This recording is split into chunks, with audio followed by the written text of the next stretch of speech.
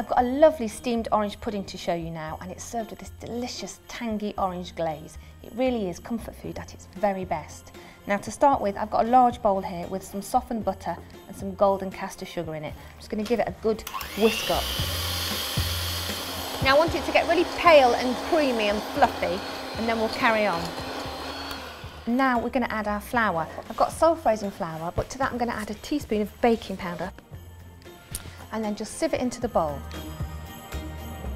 We're going to add 4 eggs, a little bit of milk and the grated zest of 2 oranges. Now I'm using a fine grater here rather than a parer or a zester, because I think you want quite little gentle pieces of zest rather than any big stringy pieces.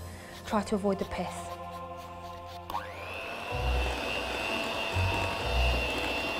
Now at this stage, all we're trying to do is bring the ingredients together so they're nicely smooth and blended, so just for a minute or so. Now I've got a basin here that's been buttered. I'm just going to scoop the mixture into there. Shake it or level it off. And to protect it during cooking, I'm going to cover it with a double layer of foil. And then rub a little bit of butter across it so it doesn't stick to the surface. Just make a little pleat in the top by folding it over. Now buttered side down on top of the basin.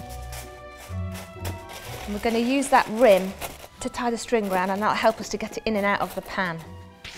I loop a string around, tie a loop here, across to the other side, and then bring it back round to form a handle. Now I've got a large pan here with a lid, and I'm just going to sit my basin in there. Make sure there's enough room for it to get in and out quite easily. And I've got a kettle of boiling water. We want it to go about halfway up the sides. Now that's going to take about 2 hours to cook through. Keep an eye on it, make sure the lid fits well and the steam stays within and that it doesn't boil dry.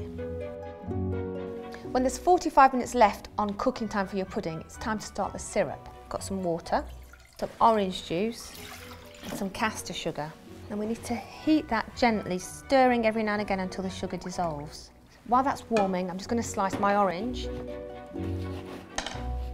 Now the sugar's dissolved, so I'm going to pop in the slices, and it's just going to simmer away for about 30 to 40 minutes until the mixture goes really thick and syrupy. It sort of goes like golden syrup in its texture, so it will reduce down quite a lot in that time. And the pudding's been cooking for 2 hours, so it's ready. Now it's a good idea just to leave it to sit for 5 minutes before you turn it out. Open that foil. It looks very nice in there. It's probably easiest, I think, to put the plate on top because it's quite heavy and then turn it that way. It's coming out nicely. Beautiful. It's got fantastic, that really traditional look about it that you expect from a steamed pudding. And here's our sauce. I'm just going to pop a couple of the oranges on the top. So that is it. That's our lovely steamed orange pudding, and it would be really lovely with a nice side serving of warm custard.